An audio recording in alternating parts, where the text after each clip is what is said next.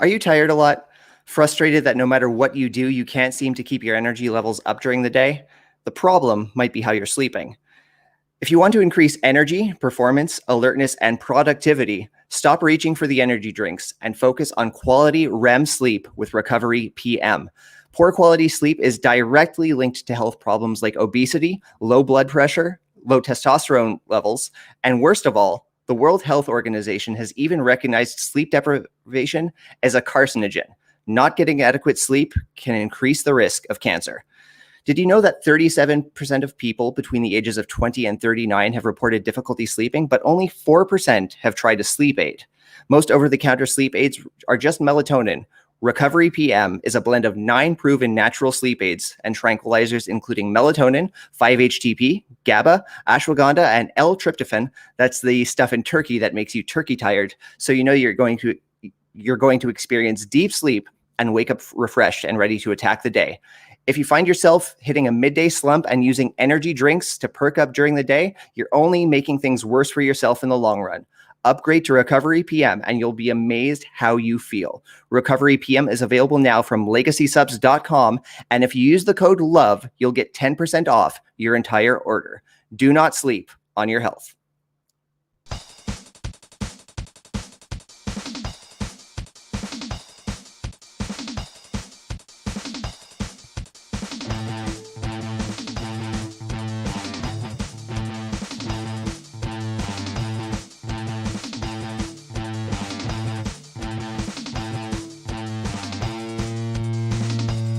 Ladies and gentlemen, power is over.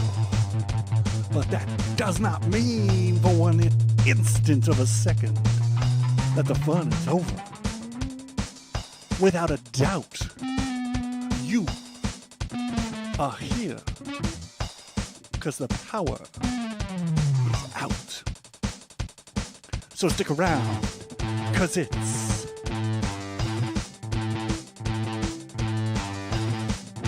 PowerrrOut.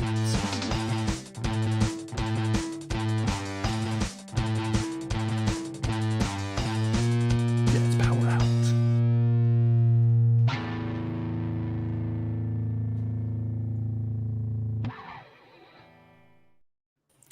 What's going on, everyone? Welcome to another edition of PowerrrOut, your live NWA reaction show. Thanks to Mr. J, as always, for the stellar introduction. You set the tone perfectly, my good friend. Thanks to everyone who's tuning in live, whether you're joining us on Facebook, Twitch, YouTube, or whether you're joining us after the fact or listening to us on podcast. Thank you for tuning in. My name is Zach Ralph, and my co-host, I'm very thrilled to welcome him today. He works the NWA beat for the Wrestling Observer, Josiah MacDonald. Dude, thanks for joining me on the show today. Pleasure to be here with you, Zach. Great to be here, and thank you for inviting me. I decked out my living room appropriately with my NWA logo on my TV there, and I'm good to go. You've set the tone perfectly in your room. Just a quick shout out to Spencer, our captain at Love Wrestling, who's joined us in the comments over on Twitch. If anyone else is joining us on the comments, YouTube, Facebook, wherever you may be, I'm ready to interact with you. Let us know what you feel about NWA Powerrr tonight, because we sure will be sharing our own thoughts. Before we really take a deep dive into the show itself, dude, what did you think of? What have you been thinking of NWA up until this point since like the hiatus?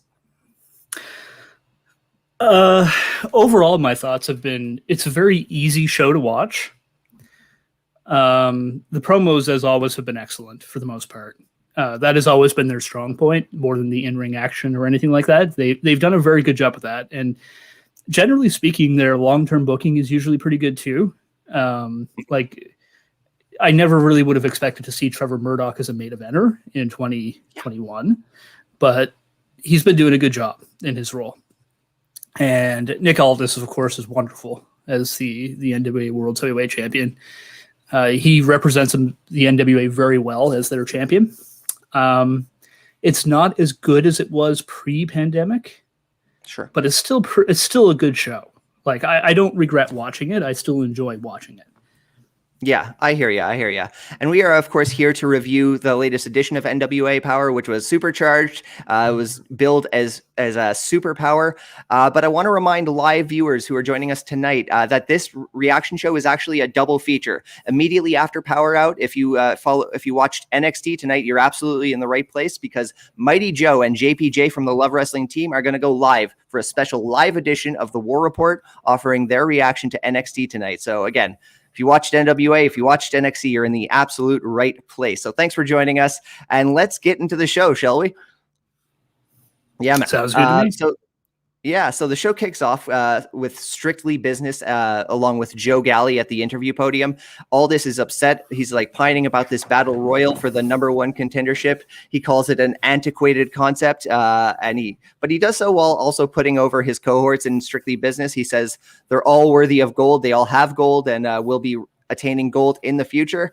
That's a big takeaway from this segment, is that Nick Aldis pulls Chris Adonis and Tom Latimer out of the tag team championship main event so they can be possible contenders in the battle royal, which I neglected to mention. Champions will not be able to enter that battle royal. I don't know. What did you think of this segment here? I really liked Aldis' delivery. I will say that. I really enjoy the way he delivers his promos. He is very upset about this battle royal, saying it's going to be 14 nobodies in the ring. No one deserves a chance at my title, which is a very cowardly heel thing to do. So that's excellent. The part that was a little confusing to me, because they did announce that no current champions can be in the battle royal, but then Aldis pulls Latimer and Adonis out of the tag match and implies they'll both be in the battle royal. But Adonis is the national champion. Yeah. So maybe he just misspoke and Adonis isn't going to be in the match, but Latimer will be, which is fine. If that's the case, that's going to work out perfectly fine. That makes sense. And he claimed Billy Corgan was trying to stack the odds against him. And you can make the argument that by giving them a tag team title shot that he was sure they were going to win, that he was stacking the odds against Aldis a little bit there, because then they wouldn't, Latimer wouldn't be allowed in the match. So I'm going to wait to see how that plays out with the Battle Royal, but that is something that stood out to me as a little weird.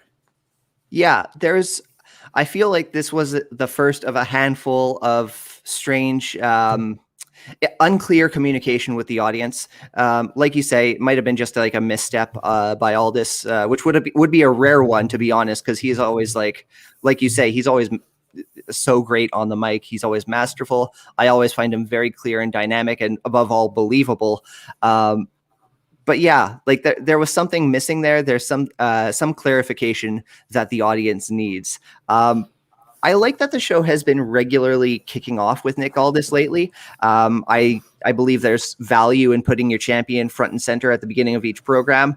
But this was the first night I was wondering, I'm like, wait a second, do they even really have a choice? Because who else do they really have to work with? They have a much smaller roster than they did before the hiatus.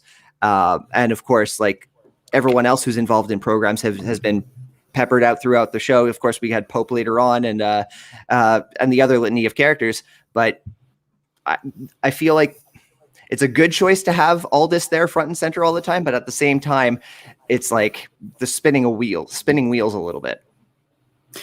You need to have more than one main event guy. Yeah. And where they sent Murdoch home for 30 days, I do have a booking idea for how that's going to work out, which we'll share as we go on in the show.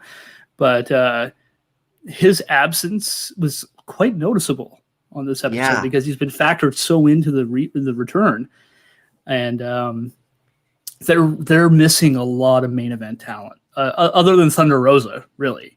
And I mean, Camille is not bad. She's still very green in the ring, but she's not bad at all. But she's not a main event talent like Thunder Rosa. I know they're trying to get her there, and they're doing a good job of trying to get her there, but really on this show, it was Thunder Rosa and Nick Aldis as the two biggest stars. Yeah. Absolutely. Absolutely. Quick shout out in the comments from WrestlePlug Inc., past PowerrrOut guest co-host, and of course, valued member of the Love Wrestling team. PowerrrOut rules, all the drip, drip. Absolutely. The line of that will echo through the ages. Who would you guys like to see slide into that main event picture, on roster or off? It's a very good question, actually, because again, their roster is very depleted right now. It's got to be Murdoch, man. Like you say, like they've masterfully inserted him into the main event, and I think he's going to be a presence going forward, especially leading to that pay-per-view. Beyond that, I have thoughts about someone else who might be sniffing the championship picture later on, but we'll get to that in a little bit. Actually, shout outs for you, Josiah, from David Boyce. Look out, Josiah Dave MacDonald. Hey, Dave. You don't need me to tell him you say hi. You said hi yourself. Once again, all the drip that's always going to get a pop. Spencer spoke to Nick Aldis at length about this particular quote, and if you want to check that out, please check it out on the Spencer Love interviews. What a glorious statement. Absolutely, my friend.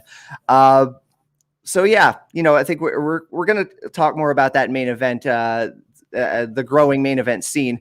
But first, we got to move on to the next segment of the match, which was a TV title contendership match between Matt Cross and Mims. This was a nice back and forth match. This was becoming of like all my favorite things about the television title division. Like, it's the kind of action that I like seeing out of NWA. And it's my favorite division because of like how they treat their championship matches with time limits and the whole the varying degrees of obstacles that are unique to that division itself. Anyway, like I said, great back and forth match. Finish comes with Cross reversing a power bomb and hitting a springboard cutter for the win. What'd you think of this one? Great match. It was not very long, probably about 4 minutes, 4 or 5 minutes. Really solid match, back and forth. Mims is relatively new to wrestling, and you couldn't put him in there with a better guy than Matt Cross to help him make it look good. Matt Cross sold so well and made every one of the big power moves from Mims look great. Mims looked like $1 million in that match. Yeah. It's clear that they're on two different levels in terms of their ability right now, but Cross sold so well and made him look so good that you thought for just a second maybe Mims could win that match. And that's a sign of a good worker right there from Cross. And Mims looked great. I really enjoyed it, and Cross was the right guy. Absolutely. I couldn't have said it better. Like, he made Mims look like $1 million, and Mims, like, it's not just that. I feel like Mims on his own, like, I think he has a lot of potential to grow as a performer. Like, I've liked what I've seen from him in the last couple weeks of NWA when he's showed up in a handful of matches, tag team matches, and a couple of losses, but he's really fun to watch. And like you said, man, Matt Cross, he just like carries the legitimate aura of a journeyman with him, like, he's been places, like, everyone who's a fan of wrestling knows Matt Cross, and the results spoke for themselves in that match. Like, great to see. The finish of the match suggests that we're going to see Pope versus Cross down the road. How do you see that going? At this point, if you're lacking for main event talent, you might as well have Cross take the title off him and have Pope move into that main event scene a little bit. There's some other guys that can move up as well, but Pope moving towards the main event, at least for a little while, is probably a good thing. And you can say he's chasing the one title he never won. Like, he was never a world champion. He's been everywhere. He's done everything, but he's never been world champion. And I think that could be a good story. If presuming all this beats Murdoch, unless Murdoch actually wins, which would be cool too. Absolutely. And I think we are going to get like Pope moving on, but they allude to it in the next segment. When Austin Idol came out with this client, he invited Pope out, which was very uncharacteristic. Idol, like, Pope came out.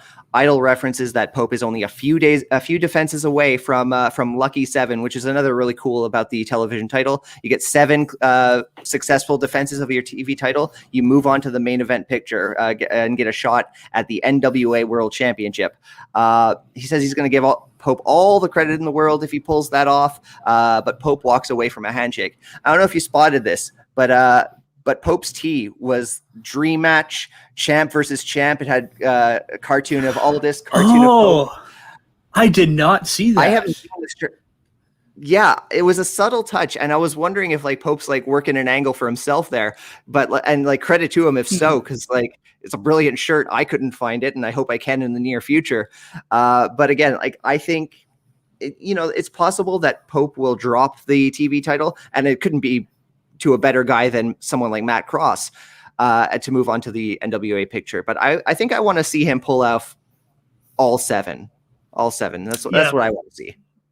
And it does seem that they're hinting at that, especially with that promo right there with Austin Idol saying congratulations on in advance of you winning all 7, which also might mean there's going to be a little bit of a shenanigans happening with Austin Idol interfering in the future. But what I did notice too with that, it's a small detail, but it's a detail I like. Idol offered the handshake. Pope just backed away, gave him a little nod, and then walked away. And Pope is not a dumb babyface. He knows that this guy's up to something. No. And I love that. That is such simple booking. The baby faces aren't idiots. They're not. They're not stupid people. No. They don't. I mean, there is something valiant about charging head first in, regardless of the odds. But that can be done sometimes. But too often you see in wrestling, the babyface gets distracted by music, and the heel rolls him up and hooks the tights to beat him, and the babyface looks like an idiot. And Pope was not that. He was very smart there. So I like that little subtle touch. Absolutely. Like, yeah, you can't say enough about a smart babyface. Like the last time I remember like really just acknowledging and admiring a babyface's intelligence and not looking like an idiot on TV was like when Kevin Owens, I don't want to like jump into too much WWE talk, but when Seth Rollins and Kevin Owens were butting heads, and Kevin Owens was like, "No, Seth, you're full of it. I don't trust you." He didn't look like an idiot, and I just really appreciate seeing that with Pope as well. And yeah, it was very. Sorry. I was just going to say it was similar with Moxley. No, please go ahead as well. Yes, absolutely. Very.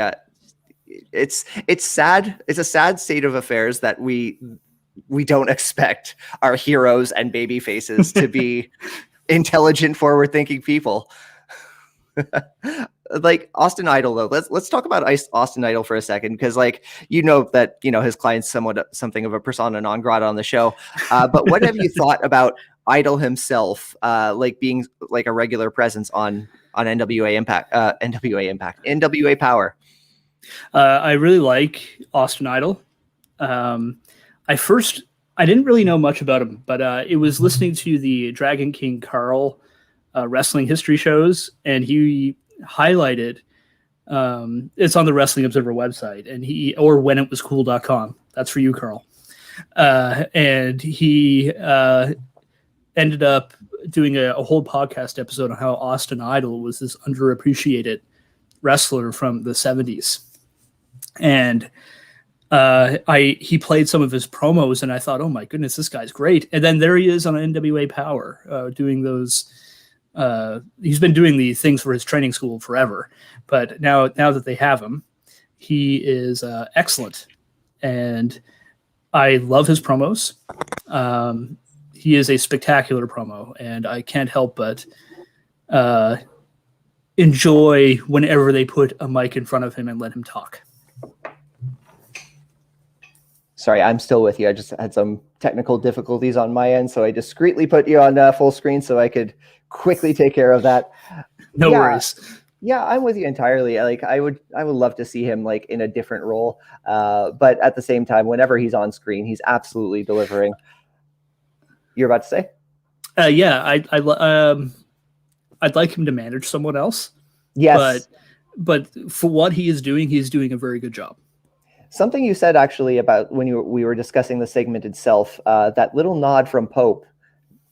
I don't know, like, yeah, we're talking about Pope as a babyface, but what would you think if maybe Austin Idol migrated his mentorship to someone like Pope? That could be interesting. Yeah, because they're both really good promos, and so teaming up together for that could be interesting. That could be interesting. Just thinking out loud, you got the wheels turning when you pointed out that nod. So who knows? Next segment, though, we got Aaron Stevens with May Valentine. Aaron Stevens, he's talking about seeing his career through different eyes since that match with Aldis. He's also analyzing his partnership with Kratos. He says he's not really friends with Kratos, that Kratos is more of a mercenary. Again, they covered a lot of ground in this promo, but I don't really know what it didn't really accomplish like a huge, I don't know. It didn't move too much forward, I guess. No, it was just more of a statement of where things are at the moment rather than a moving forward. I did like how he said he intends to finish his career with the NWA. This is it for him. And then I liked also, the note that Kratos is a mercenary that he hired is a nice little bit of continuity, because it's a contrast between the old Aaron Stevens and the new one. And I do like that little bit of continuity there that they did, because he hired him on the primetime live shows when they were doing that before the official return of the NWA, and that's when they won the tag titles. And I thought that was good. We'll see where it goes. It's obviously going to lead to a breakup between him and Kratos at some point. But I do like that he's like, look, we don't agree with each other's methods, but we're still an effective team. Okay, yeah, cool. Yeah, there's like that existing mutual respect like between the two of them, which is always nice to see, certainly. Even though like there's this like a huge contrast of characters. I've been thinking a lot about Aaron Stevens as a babyface lately. Like there was always, he's a de facto babyface due to the circumstances around the passing of Question Mark. And these are all compelling reasons. And like, there's real substance for him being a babyface, but for some reason it's just not clicking for me. And I think I figured it out. It's just like Aaron Stevens is such a good character worker. Like that's his strength. He's great at doing these huge bombastic characters, and him as this babyface who just like wants to plug away, work hard, represent NWA, be the best he can possibly be. It's just not clicking for me. How do you feel about that? It's a very new thing for him, because his whole career he's been this over the top, wacky character. Yeah, whether as a babyface or a heel, like going back to the Damien and Sandow days, and I think it's going to push him as a worker to try new things. I really like what they did on the Back for the Attack pay-per-view with how they basically turned him babyface throughout the entire pay-per-view with the hype videos and whatnot. We'll see if this has legs. I'm not 100% sold on it, but I'm not going to throw it out. Mainly because I think Stevens is a nice guy. Like I honestly think he's legitimately a nice guy, and so if he can let his real self bleed into it a bit more, it might end up elevating it a little bit. Yeah. I see what you're saying, and I agree with it entirely. Like I think I'm with Aaron Stevens through and through. Like there's like I'm not going to abandon ship anytime soon, but I really want him to give me a reason to really get like all in. Pardon the use of popular wrestling vernacular there, but like I want to be even more invested than Aaron Stevens than I already am. That certainly resonates. Next segment, we got a matchup between Kratos and Sal Renaro. The opening promo by Salman, like this was great. He's talking about how he won't back down from any fight. Doesn't matter if his friends aren't welcome at ringside. Danny Deals, May Valentine, of course, Tim Storm. Kratos comes out, bell rings, Sal is hot off the gate with a dropkick, but he's quickly overpowered by Kratos. The story tells itself. Kratos just decimates Sal Rinauro. Sal gets a little bit of offense, but he gets knocked out by a flying knee. And Kratos does the classic heel thing, goes for a cover, 1-2, picks him up off the mat and hits him with a wheelbarrow into a German suplex. Beautiful maneuver by Kratos. Gets the 1-2-3. What do you think of this one? I love a good squash match when they're done right. Holy cow, this one was done right.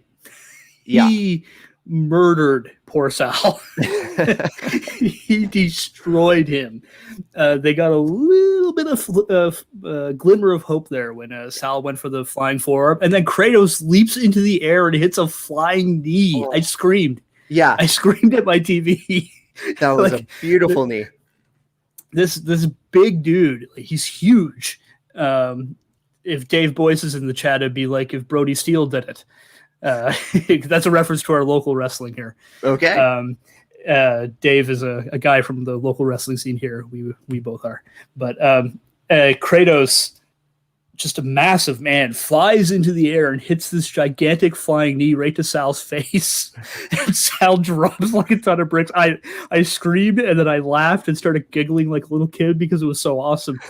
And and then he picks him up and hits that wheelbarrow suplex. I kind of wish the knee was the finish. Yeah. Because that was so impressive. But that was one heck of an effective squash match. Sal was dead. Yeah. There was no chance of winning after that. He just completely massacred him in about 2 minutes. It was great. Yeah.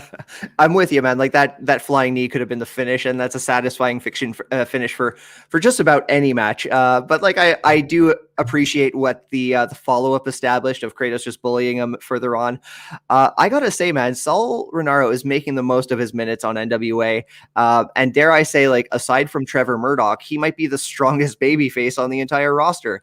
He's got fire to him, and he's just the perpetual underdog, and you can't help but root for him. Yeah, he's very easy to root for. He's very likable, and that promo he cut was great. He's like, I'm here in the NWA. Why wouldn't I be excited? I'm on the biggest stage, and I'm going to go out there and fight him no matter what it takes. And then he dies. Yeah. And then, of course, you have Tim Storm, Joe Galley, and Velvet Sky just doing masterful work of just really just selling their concern for poor Sal. They're not analyzing the match; they're just really hoping that Sal is going to be okay. They hope that he survives it. Oh man, Sal Rinauro. I realize this as I'm laughing as we're talking about this poor guy just being beaten by someone twice his size. There's just this built-in gallows humor to Sal Rinauro's presence that just makes him all the more compelling. Oh. It's he's going to get massacred every time he goes out there, which is part of the enjoyment. But at the same time, you actually, when they finally give this guy a big win, it's going to be a big win. Yeah, and he's the guy that is the underdog. Not every babyface can play the underdog. Not everyone can be Daniel Bryan, which is why WWE has trouble making babyfaces. But Sal Rinauro is the perfect guy for that role. He's going to get beat and get beat and get beat, and it doesn't matter when you finally pull the trigger and get the win with him. It's going to be awesome. I hope there's a crowd for it too, man, because that's going to be a huge pop. A huge, real, genuine pop. We're moving on to the next segment, and before they keep advertising that tag team title match in spite of what Nick Aldis said at the beginning of the show. Of course, we know how it plays out, but at the time, I was left wondering. I was hoping something would happen, but after that quick little plug, they jump into Camille and Thunder Rosa alongside with Taryn Terrell and Melina at their respective sides. Rosa kicks it off by advocating for women's wrestling history and how Camille has a huge opportunity as #1 contender to honor that lineage. And Rosa wants to see Camille take it seriously. Camille rebutes that by saying she is taking it seriously. She takes and respects the lineage of women's wrestling, but does so in a more genuine way than Rosa. She shames Rosa for showing up in other promotions and for being in it for herself rather than being in it for the NWA. Out of charity, Camille offers Rosa a 20-minute match, #1 contendership on the line, and if she loses, she'll have to stick with the NWA and not be allowed to wrestle at other promotions anymore. Please. Well, Thunder Rosa was unbelievable with her promo. She's great. She is so good. I've said this before and elsewhere. This is not Cobra Moon from Lucha Underground. No, oh man, she was horrible in Lucha Underground. I mean, to her defense, like she had not been used to working with a mask. Cobra Moon was my first impression with her as well, and I was like, I passed. But seeing Thunder Rosa, like, holy shit, like this is a main eventer. And what she did too is like she lost the mask. She went on the road. She went to Japan. She went to Mexico. She wrestled all over the world. Like she did the work to get better, and she trained in MMA, which she now uses in her matches as well. So she's really rounded out her game a lot, and she's become one of the best women's wrestlers in the world, in my opinion. Mm-hmm. Like where she was 3 years ago compared to where she is now is astonishing, and she is one of the top women's wrestlers in the world. And if there's anyone that can get a good match at a Camille, I'm a little worried about the 20-minute time limit. That's or the 20-minute length. Yeah, because I don't know if Camille should be wrestling that long. I don't know if she's there yet, but I will give Thunder Rosa the chance to help get that out of her. And I'm sure the match will be fine. Like their last match was fine. It wasn't like spectacular, but it was perfectly acceptable. I thought the stipulation is interesting because there's an argument to be made. Like Camille is sort of right. Oh, she is sort of right. Oh, someone popped in. Sorry, Joe, you're a little bit early. Joe will be JPJ will be with us for the the NXT reaction special edition of War Report Live. But wait your turn, friend. We got a few more segments to cover. Sorry about that. Go ahead. Get the plug in. Get the plug in. So I thought the promo was good. I thought Camille is not a terrible talker, but I do think she does better when she uses few words. But with that being said, I did enjoy the segment. I am interested to see what happens. And there's a little bit of truth to what Camille said, which is why she's a good heel. The best heel has a tiny bit of truth in what's being said. Yeah. In that Thunder Rosa is wrestling all over the place. And with the implication being AEW, of course. Yeah. But at the same time, Thunder Rosa wrestling on AEW will bring more eyes to the NWA brand. Yeah. So it is a really interesting thing. So we know what Thunder Rosa is doing it for. She's doing it because she wants to advance women's wrestling and bring eyes to the NWA brand. Camille is saying, well, how come you're not here? Yeah. That's interesting. I like that. That's a little kind of hitting her buttons, and I think Thunder Rosa is going to try to make her pay for that. And I think that match will be fun. I think that's going to be a very interesting match. And they've done a decent job highlighting Camille's disrespect with Thunder Rosa. And I don't know about you. I would not want to disrespect that woman. I think she would kill me. Yeah. Yeah, easily with her little finger, twice on Sundays. Yeah. I'm with you, man. Like, but I don't know. The stipulation is rubbing me the wrong way. Like, this is a turn on the loser leaves town match, but it's like it's the loser stays. Stays here, is grounded, can't go see her friends. She's stuck there. Like, I feel like that does a disservice to the NWA. It's like, no, you can't go anywhere else. You have to stay here. You're not allowed to go anywhere else. You're stuck in the NWA. It's optics. It's optics, and maybe I'm being pedantic, but I just don't think it looks good. I don't think it's a good look. I think that's fair, mainly because it's saying, well, you're going after the big leagues. I'm here working in the minor leagues. Yeah. And the NWA shouldn't be presented that way. It should be presented as one of the big leagues. And Rosa being in so much demand everywhere while she's under NWA contract means that they have to go to the NWA, which makes the NWA one of the big leagues. Her being there makes the NWA a bigger league. Yeah. And so in her going out and representing it in AEW or her own promotion, Mission Pro Wrestling or whatever, I actually think it may have been more effective to do the loser leaves town. But where they already did the suspension match with Murdoch, maybe they didn't want to do that. But I mean, if the match calls for it, go for it. Yeah. Or like if Thunder Rosa loses, she has to leave the NWA and she's Etta Camille's hair forever. And the truth is that's some intrigue there because everyone's wondering when her contract's up, is she going to sign with AEW? Right. Or will she, and that is a real life intrigue there that you can add to that. I think Thunder Rosa's winning the match, but that's another story.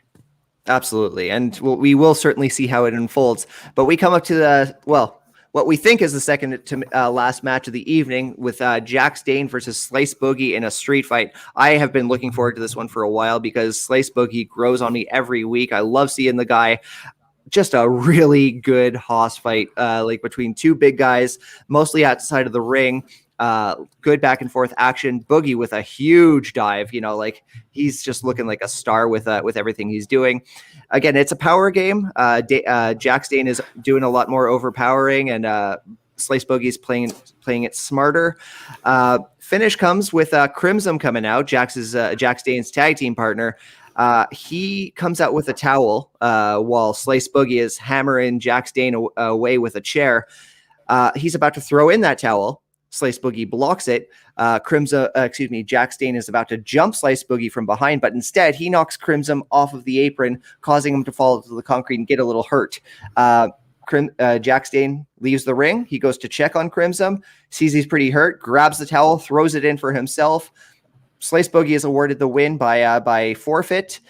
Strange choice for an ending, I thought, but it was a good match. I really enjoyed what I saw. Match was fantastic. That is the best I have seen Jax Dane look since he joined the NWA, even pre-pandemic. He's former NWA champion, but yeah, in the Corrigan era NWA, and he looked good. Yeah. I was very impressed with that. He looked powerful. He was fast. He was motivated. You could tell he wanted to make this work. And he sold like crazy for all of the offense at appropriate times. Slice Boogie is a star in the making for them. Yeah. That guy has charisma, lots of charisma. I think he's only been wrestling for 2 years. Just ridiculous. I think I went to his Twitter and he said something about Rookie of the Year 2019. Okay. Something like that. So he may not have been doing this for very long, but he's very good. He's very, very good. I did like there was one spot where he was chopping Jax Dane. He chopped him 3 times and Dane no-sold all 3 chops. Then Dane just hauls off and hits one big overhand chop right to the chest that goes off like a gunshot. And I think they had production guys being there, audience cheering and booing and stuff. Sure. And you heard a few of the production guys screaming at the chop. It made me laugh so hard. And then at the end of the match, you see he has this huge handprint on his chest from the chop. So I like that. I liked there was a spot where he set Dane on a chair and he was running at Dane and Dane stood up and did the big Vader tackle. Yeah. He looked exactly like Vader doing it. And I was like, okay, I love this match. Vader reference in the match. I'm happy. And the finish was weird. Mm-hmm. He was beating down Dane with that chair and Dane was selling it, but he kept getting out because Dane's a monster. Yeah. And then Sliced Boogie challenges him to get back in the ring, or they get back into the ring, and he charges. Boogie moves out of the way. He hits Crimson. Crimson crashes to the floor. He grabs his own towel and throws it in. I thought that was a bit strange because they were kind of a few weeks before they were seeding Descent between Dane and Crimson. Yeah. And this was the exact opposite of that. And, yeah. And in that match, Dane was a heel and Crimson was a babyface. So I was very confused. And Slice Boogie, I think it was Slice Boogie and Mims that they were facing. And Slice Boogie and Mims were the babyfaces as well. So why is Boogie a heel now? And why is Dane a babyface? I was really kind of confused on that. But with that being said, they both played their roles well. I would not have expected Jack Stane to be a good babyface. He was a great babyface in this match. Yeah. And Slice Boogie was a great heel in this match. So as far as that goes, that was very good. I'm not sure about the finish, but it's a good way to end the Descent storyline if that's what you're doing, by saying he sacrificed this own match because he cares that much about his friend. Yeah. That's a pretty good babyface move. Yeah. Do you think that's where, like, that's the end game? Do you think it's just going to be like establishing them once again as like a formidable tag team moving forward? Yeah, and I would, because I do think the tag team titles are eventually going to end up on Adonis and Latimer, and why not have Jack Stane and Crimson feud with them as the babyfaces? Yeah, good call. I mean, why not? There's no real reason not to do it. Who else is there? Yeah, exactly. Say it. And to be honest, Jack Stane was very likable in that match. He came across as a great babyface. Yes, he knows sold at the right time and sold at the right time. It was great, like a babyface monster would. And Crimson is a guy who's been around forever and has never really gotten much recognition outside of his TNA run. So I'd like to see what they can do with him. I mean, give it a shot. Sure. You got to try. And you never know if something's going to get over unless you try. So absolutely. They're trying, and it seems to be clicking. But with that, we move on to the main event of the evening. Folks, I hope you're ready for a wild ride, because this was something else. Real pomp and circumstance, big fight feel. And we watched a solid half minute of Joe Galli listening to instruction over his headset, confirming that Kratos and Stevens are waiting by the curtain, waiting to go. But Strictly Business has indeed left the building, as was referenced at the very top of the show. But Joe Galli says that there is no main event, and he means it. Credits roll, Into the Fireplace, and that's the end. Wow. Like my jaw dropped. I couldn't believe this. Like, that's how you end something you're branding as superpower, like your big card, like in the middle of what you do. Like, I didn't get it. Please, I feel like I'm about to go on a tangent, so please stop me here. Go for it. Talk about a lame ending. Yeah, like lame duck. It was a lame duck ending as you can get, and I know they're trying to put heat on Aldis and Strictly Business by saying he ruined the main event. And maybe next week they'll play into that. He can't do that anymore. Billy Corgan's laying down the law. He's the one that's in charge, not Nick Aldis. Maybe something like that. Yeah.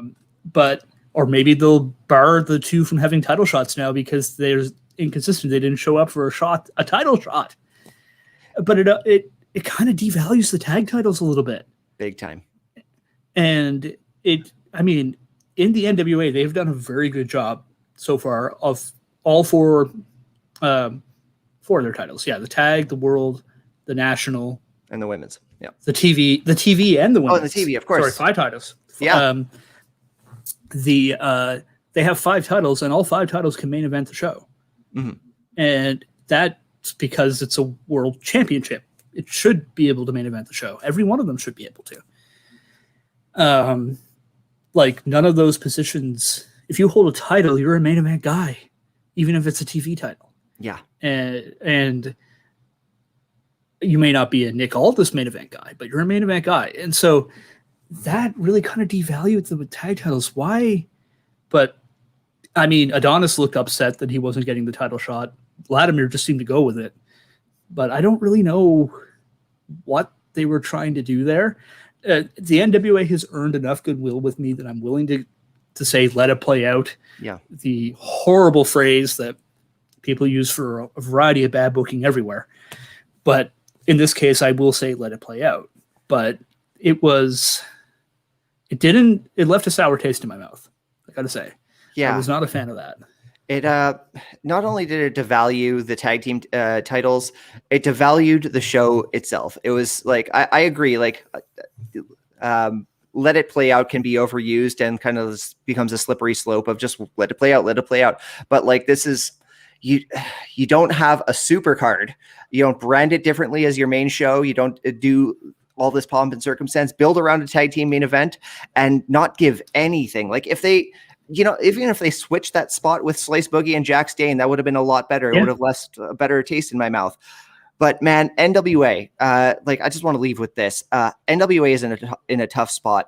They need new fans, and they are not generating them. They're not a product that's going to catch on with young fans, barring like a massive overhaul that's going to alienate their existing audience. So they're left with like word of mouth, fans like you and I who are already fans of NWA. I don't know about you, but I don't want to recommend this show to wrestling fans who are friends of mine. That's where I am. I give them the Cliff Notes version and sure as heck show them that squash match. And I would show them Macross and Mims and I would show them the promos. Sure. Actually, I would even show the main event and say it was a little bizarre, but I wouldn't show the closing of that show. And I do think, and this is going to, I can't believe I'm saying this because I never would have thought this when he was in WWE.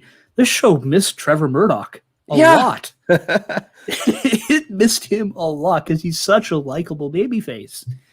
And he's so genuine. But that comes back to my booking idea too, where I think when they go to this battle royal, I'm hoping Murdoch is in it as about the Midnight Rider. I think he's going to come in as the Midnight Rider. Okay, interesting. And I think he's winning the battle royal as the Midnight Rider, and it's going to be the Midnight Rider versus Nick Aldis at the pay-per-view. That is interesting. That's very interesting. Oh, yeah, and I mean, who else could pull it? Who's a guy more like Dusty than Trevor Murdoch? It's got to be Trevor Murdoch. Whether he's like in one incarnation or the other, like 100%. That's got to be the main event of the coming pay-per-view. 100%. Yeah. So there has to be a way for him to win, and how else to do it but do it under a mask? Yeah, I like it. I think there's some potential there. Josiah, thank you so much for joining us on this edition of PowerrrOut. Before I let you go, where can the audience follow your work and where can they follow you on social media? All right. So you can follow my work at two places, wrestlingobserver.com/f4wonline.com, where I cover NWA Powerrr every single week. You can read my recap of this very show and where I see my thoughts fleshed out a little bit more. You can also follow my work on dailyddt.com, where I recap AEW Dynamite most weeks. Sometimes I end up watching the show a little bit later than intended, so I don't get to recap it. But I do recap there and write random stuff, what I'm on a whim. I'm working on 5 dream matches for Daniel Bryan right now. But you can follow my stuff there, and you can follow me on Twitter at WR_Central. You want to talk wrestling? Message me. We'll talk. Doesn't matter to me. I'm always up for talking wrestling. And I can always give recommendations for different promotions if you want to get into New Japan and all that. I'm a big New Japan fan. NWA, AEW, all of it. I can recommend great matches from every one of those promotions. Beauty, friend. Well, again, thank you so much for joining us tonight. It was great talking to you. Thanks to everyone who tuned in, watched live on Facebook, YouTube, and Twitch. Please stay tuned after the extra video because Mighty Joe and JPJ are in for a special live edition of the War Report with their reaction to NXT. Thanks again for tuning into PowerrrOut. We're going to be back next week. Adios.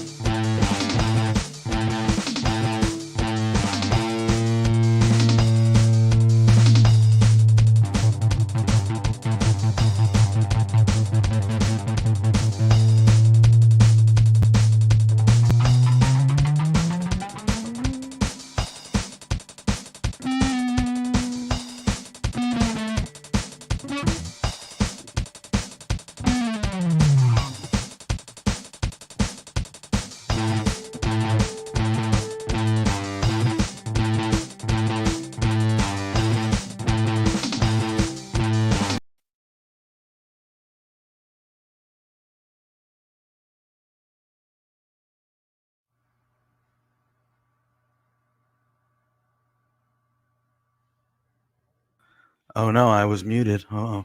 Well, as I was saying, hello everyone, and welcome to a very special edition of the War Report. A little different than usual. Decided to do it live tonight and tomorrow, and I have my friend, the Mighty One, Mighty Joe, with me tonight. I would like to thank Zach and his guest Josiah for the handoff. There it was another great episode of PowerrrOut. Please watch that every week and support Zach. He's great. He does a lot of stuff for us here at Love Wrestling, and we value him greatly. So, Joe, how we doing tonight? What did you think of the show in total before we dive in? We're live, pal. We are live, pal. Right? Yeah. Pretty good, man. It's actually been a while since I've sat down and watched an NXT weekly show front to back. To kind of start things off, I guess, being a little bit out of the loop, I guess, here in Canada, they don't show the episodes of NXT live on the network anymore. So luckily, I was able to flip to the channel on the TV to be able to watch. So I had kind of an old man moment, forgetting that hey, you know, this network thing is a little bit different now. So I got lucky to get to watch it. So yeah. I thought overall, it was a pretty good show. I thought the second hour was really strong. Yeah. But I thought overall, you know, most weeks, you know, with the War Report talking NXT and AEW, most of the shows are pretty good to above average to good every week. So it's not really hard to review these shows most weeks. But yeah, I thought tonight was a good one. So we'll dive right in. We open the event with Karrion Kross going one-on-one with Austin Theory. Relatively quicker match. I mean, Kross dominated the majority of the match, especially the first, you know, 2/3 of it before Gargano, who was on the outside with Theory, got a little involved, which led to a distraction and a rake of the eyes by Theory. And then Theory got some offense in with, you know, throwing Kross into the barricade and all like special type stuff to kind of get ahead. And then Kross just did Kross stuff. He took a cradle suplex from Theory, popped right back up. Yeah. And that, you know, couple moves, and that was basically end of story. I think, and we'll get into what happened after the match, which I think was a bigger thing than the actual match, but just about the match in general. How'd you feel about the opening match tonight? Digging the stuff with Karrion Kross, I do feel, this is just the nitpicking wrestling observer in me, that I do feel that Theory got maybe a little too much offense in. I think it should have been a bit more of a squash. I agreed there too. I mean, I'm all for a good competitive match, but the way that they've been presenting Karrion Kross, I mean, you have to continue to portray him as a dominant guy, and to see a guy, and nothing against Austin Theory, but to see him get the amount of offense that he got in felt a little questionable. But again, I digress. I mean, Kross still looking strong, but if it would have been a little bit more even, then I would be kind of questioning, you know, okay, you know, is this guy still worthy of holding the title, right? So they need to tread carefully there. I would agree. That was running through my mind as I was watching it too. I was like, hey, I understand the offense with the Gargano into, like, I get it. But then I felt like it went on for maybe like 2 or 3 minutes too long in the ring. And I was like, okay, well, like, I can understand Theory getting the best of him for a little bit, but at some point, like, this guy's almost untouchable in Kross, right? So, like, I don't know. And they make Austin Theory, like, obviously he looks great. He looks like $1 million. He's jacked. He's athletic. He's young. But they make him look like a fool every week as part of his character, which is funny. Like, I like the character. He's an idiot, but, like, I don't know if that's the Gotta love those idiots, you know? Yeah, you know, the funny idiots. But I don't know if that's the guy you want to be beating up your dominant world champion for 5 minutes out of a 10-minute match. You know what I mean? Exactly. So, yeah. But after the match, we see Kross in the ring with the belt posing, and the camera pans and he looks to his side, and Finn Balor is in the ring. And they have a little bit of a standoff. Yep. And Finn Balor says, I don't wait in lines. I want my rematch. And Kross says, I'm looking forward to it. I want it just as much as you do. Yeah. And Finn Balor says, you're on. And it was announced that 2 weeks from tonight on NXT, that will be for the NXT Championship. The rematch will happen. That is a huge match for a free television show. But that's huge. Yeah. It's a big match. Yeah, and I thought it was the way that they presented it was really well. Like they're just standing there, and you see the camera pan. It's like Finn just snuck up right behind his shoulder blades, and he was like, you just see the camera moving, and boom, he's right there. And I thought that the way that they shot that was really good. Yeah. And I mean that's a big match for a weekly TV show. Yeah, for a free weekly TV show, that's a big one. I know the first one was on the Takeover. Yep. I get it, but yeah, that's a big match. But before we keep moving on, let's say hello to some of the people that are joining us here. We have our friends in Wrestling Plug Inc. saying the Joe's doing work. We sure are this evening. We got our buddy Parrish. What's up, peeps? How we doing, Parrish? And then we have our longtime supporter, who we value greatly, Ed. He says, "Hey, fellas, sorry I'm late." And then he had something to say about the Cross. He said, "I agree. I think they are building his matches like Walter matches where he is dominant, but he gets beaten up a little bit."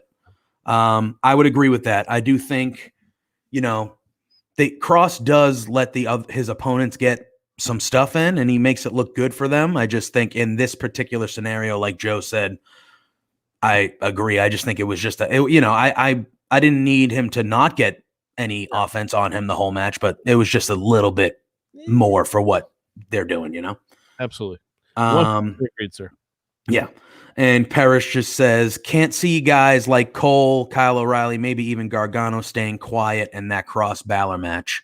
Well, towards the end of the match, when Cross was ending it with Theory, there was definitely that stare down that he had with Gargano, the look at, and he choked him out while completely staring in Gargano's, right at him. So down the line, I would assume maybe that's something we dive into. Obviously, later on, and we'll get into it, but like other wrestlers reference Cross as the night went on. So it seems like they're kind of keeping his options open by having multiple guys kind of direct their attention towards him as the show goes on and stuff like that.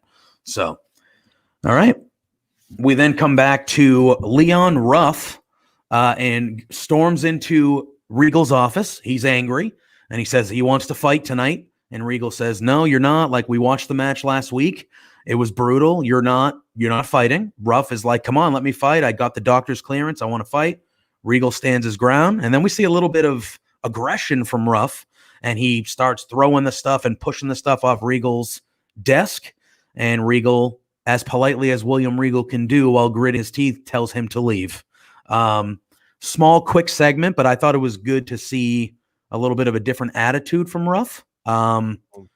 Obviously, last week, I would assume, ended everything he was doing with Swerve. So I was kind of interested in where he would go.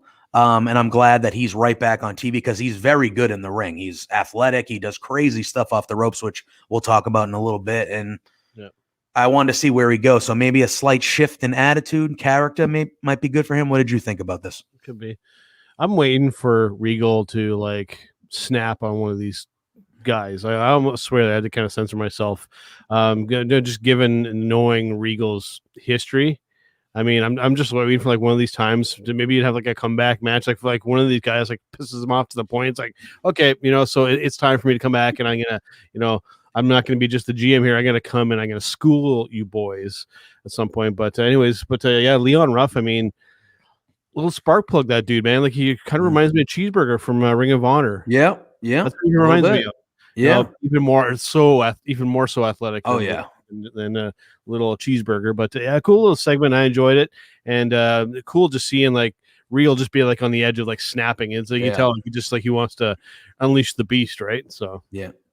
All right, we got a couple more comments. We have our buddy Ed who says Leon Ruff has been well built, and I actually care about what he does and what happens to him. I don't disagree. I think, and this was one of those weird things where he won that North American title out of nowhere, right? And they played it off as the fluke, but regardless, that helped him. That immediately made him matter. And it was oh, this guy who was a jobber, a enhancement talent for the majority, or at least the early half of the pandemic era in NXT and kind of all the programs when they had the limited roster, the very limited one.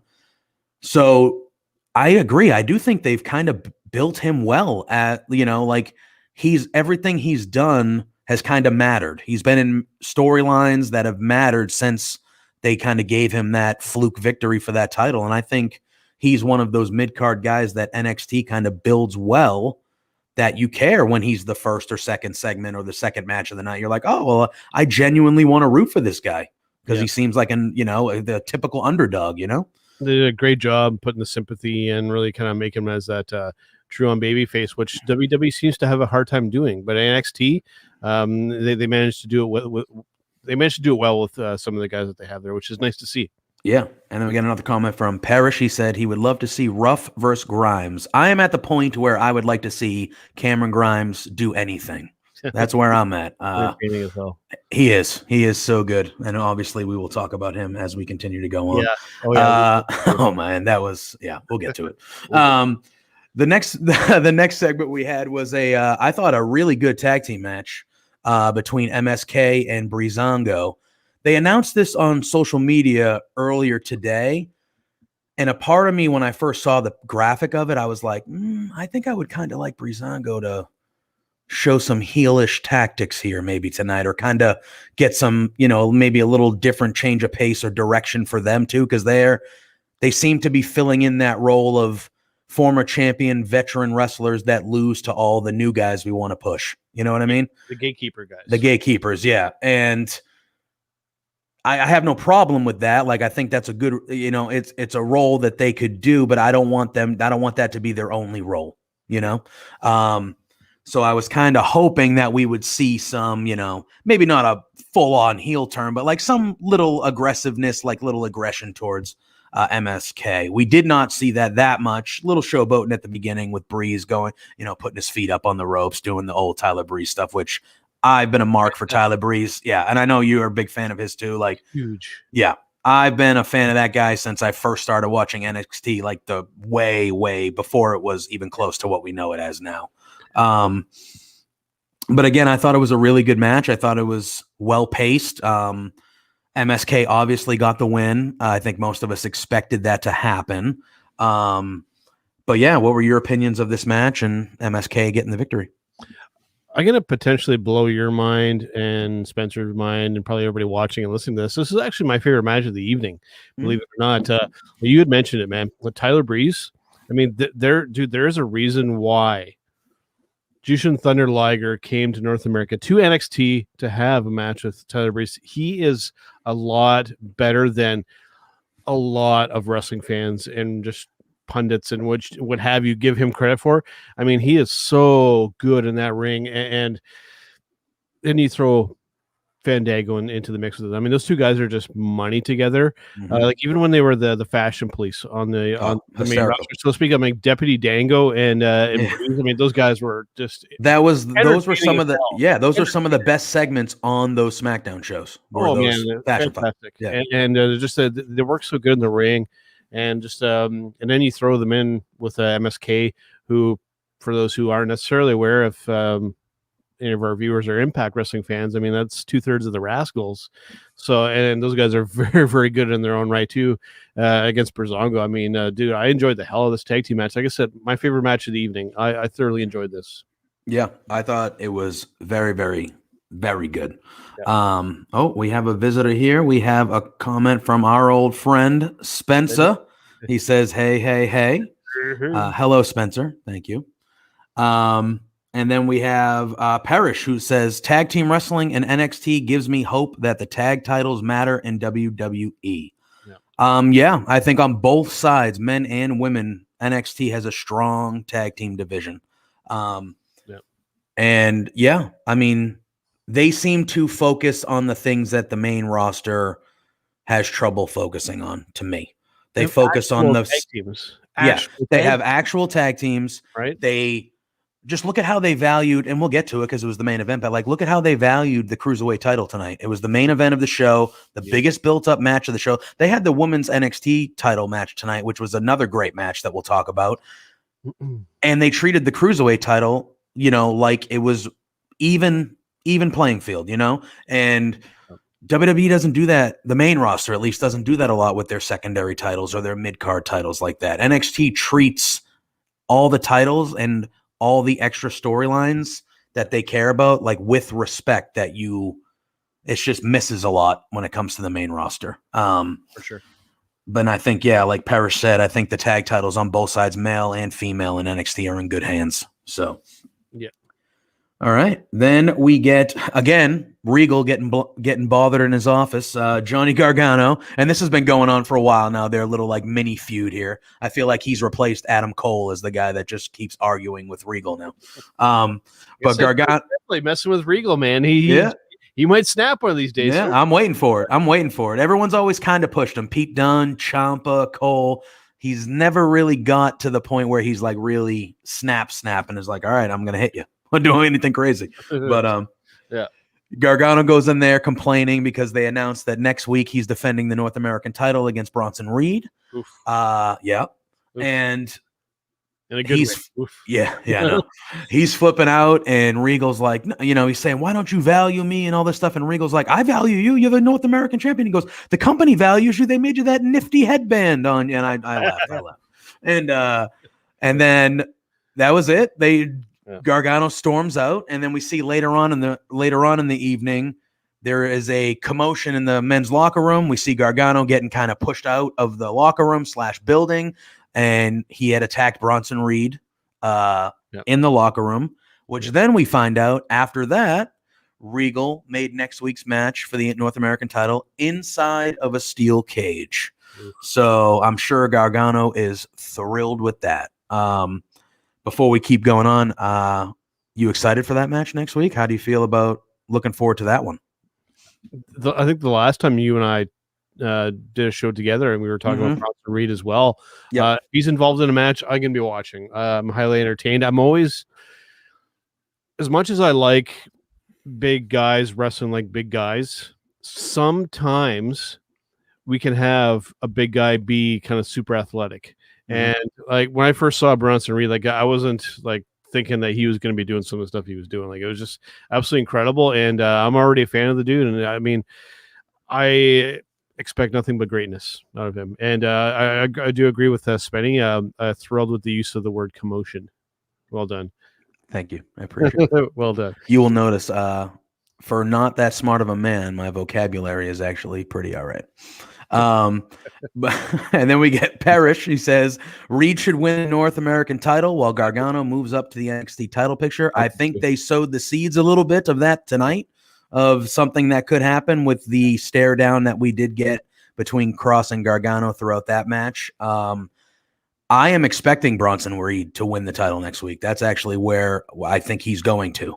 And I think Gargano should move up into that main event. He's been the North American champion for a while now. We know he can do anything, whatever, doesn't matter. I think he should move up. And whether it's right to Cross or it's maybe him and somebody else until he gets whatever, but I would agree with that assessment about that move up there. And then Ed also, he says, yeah, I think Gargano might challenge around SummerSlam or Survivor Series time for the NXT title. I'd be perfectly okay with that. He's one of the all-time greatest NXT superstars ever. So, yeah. Then we get a special announcement, which they announced earlier in the day, but they showed a graphic for it. In Your House is coming back again. And Todd Pettengill, good old Todd Pettengill, he is going to be the host. As someone who really started falling in love with wrestling in the early to mid 90s, was kind of when I was old enough to start like becoming obsessed with it. Todd Pettengill was the dude. So cool to see him getting thrown back. I know he popped up last year with the 2, but yeah, I love Todd Pettengill. We'll see. I always love the In Your House gimmick. Oh yeah, for real. And I thought last year, like the one they had, even in the COVID times, the set was awesome with the house, and yeah, it's great. We got Spencer. He says it's insane to me that Gargano's been in NXT this long and still this fresh and this good. Yeah, I mean, they continually give him new things, and he just knocks it out of the park every time. At first, I mean, I've always been a fan of Gargano, so I kind of like anything. Like, I like a lot of what he does, but like even with the way, like I think when they first started, it was kind of like, like it was, a new group, cool. But like now they're like highlighted throughout the whole show. They're hilarious. They obviously, Candice and Johnny can go in the ring like two of the best, I just think, You know what's yeah, interesting with Gargano too, Joe, is that going a while back, like, this is going back probably 3 or 4 years already, but when Turnbuckle Talk was on online radio and we were interviewing Mr. Jeff Jarrett, and at the time he was promoting Global Force Wrestling, and I literally asked him the question. I said, when you're looking to set up a show, what's one of the first guys you're looking to set up on the card? And like almost before I could finish saying the sentence, he's like, Gargano and Ciampa, right? He's like, because those guys, especially Johnny, just tear the house down every single time. And it's still the case, and I'm so happy that they've kept him in the NXT, because it's one of these guys that you can build a show around, you can build the brand around. I'm glad that he didn't get stuck in Raw or SmackDown, and he might already be gone. Yeah.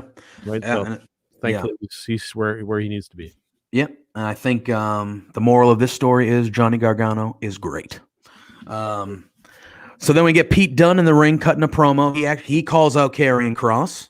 Yeah. He says, hey, you can keep ducking me all you want, but it's just a matter of time before I'm NXT champion. I love that. I love that he's not afraid of that guy. I love Pete Dunne in general. But I loved right at the beginning. There was that moment.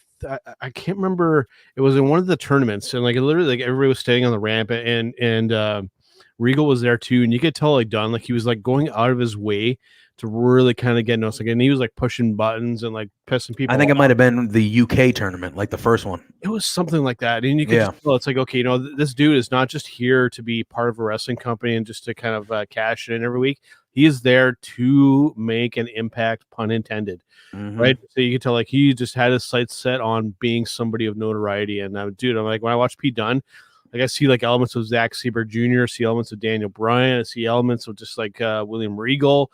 Like he's like a combination of like some of my favorite aspects of professional wrestlers all in one dude. Like I've always been a fan of his.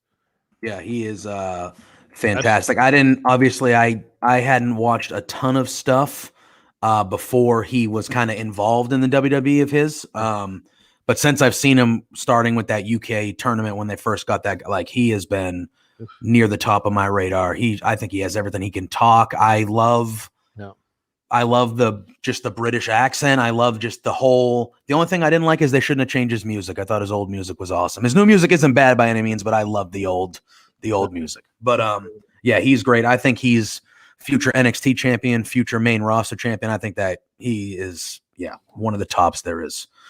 So he's talking about Cross. He says, you can keep ducking me, but it's just a matter of time before I'm going to be the NXT champion. And then he calls out the roster and he says, I'm the baddest guy in NXT. If anyone's back there, come out and prove me wrong. And he gets attacked from behind by Leon Ruff, who we saw earlier. Wow. And this has a little impromptu match. It was a quicker one, but I thought, again, another good, athletic, fast-paced match from Ruff. And Pete Dunne just wears him down. And with the strikes and the submissions and the everything. And I'll let you go into it and talk a little bit more about what you thought about Leon Ruff and Pete Dunne tonight. I mean, just like the joint manipulation. I mean, just in like the blood curling, screaming from Leon Ruff, man. He did that. He makes it so believable of what's kind of going on. My only kind of slight gripe with this was, given that Regal told Ruff that he wasn't going to compete, I thought that he was going to come out and kind of make his presence known for some kind of disciplinary action or to set up something further. I thought, maybe a slight missed opportunity there, but I mean, that's just a minor gripe on my end. But absolutely fantastic match. Like I said, watching Pete Dunne beat the crap out of people, I'm always game for that, regardless of who his opponent is. I would agree. The match ends with Leon Ruff trying to do a corkscrew dive from the top, and he gets a forearm, and then Pete Dunne just right on top of him, just repeated forearms to the, and the ref stopped the match. I like that. They did that. I thought they were on the verge of doing it in the Cross match too, the way that, but then he actually ended the match with the submission. But they've done it a few times before. I know when Riddle first got there, a couple of his early matches, he ended with just strikes until the guy couldn't go anymore. I like how they throw in different, finishes like that from time to time. It just freshens it up a tad. After the match, we see Pete Dunne attack Ruff again. He does the snapping of the fingers. And like you said, Ruff just screaming in agony adds, again, little thing, but it adds so much because when you're watching it, yeah, if someone did that and hypothetically broke your fingers, yeah, you'd be screaming. That would hurt. That would hurt a lot. Yeah, I thought it was, everything about that was good. It was, yeah, I just liked it. We then get a couple promos. We got Legado del Fantasma in the back, just hyping up, saying Santos Escobar is going to be the Cruiserweight champion again for the second time, beating Kushida later on tonight. Yeah, I mean, it was nothing special, short and sweet. I don't know if you have anything to add about it or anything you didn't like about it, or No issues. I just had to bring it up again, and I don't know if I've mentioned this to you, but I know I've mentioned it to somebody at some point. It may have been you. When I see and listen to Santos Escobar, I get Eddie Guerrero vibes off of him, and like in every good possible positive way. I'm just excited to see where that dude, where he goes, and then just what his path will be in this company. Because I mean, like, the sky is the limit. I mean, just see, he has like that swagger, he has the ability in the ring, he's got the whole package, dude. Yeah, it's pretty cool to see. Yeah, for sure. We then get another ad saying that Frankie Monet will have her, they called it a world premiere, her debut, but they called it her world premiere in 2 weeks. We've obviously seen her a few times on the TV screen, but now we're actually getting her first match in a couple weeks. Seems to me with the title match, and then that we should be in store for maybe a kind of supersized big episode in a couple weeks on NXT. They're, with that title match, and they've obviously had her involved in showing up in the top tier of the women on the roster, so she's going to be up there from the shoot. Absolutely. Yeah. So it's looking like a couple weeks from now we might be having a real good NXT. Yep. Looking forward to seeing her. I'm still not big on the name. Yeah. Still not big on the name. I mean, it'll possibly grow on me, but I mean, as long as they get her to be like Taya Valkyrie in the ring, then I guess the name is somewhat inconsequential, I guess. As long as they just let her kind of be who she is and let her do what she's capable of doing in the ring, I'll be happy. Yep.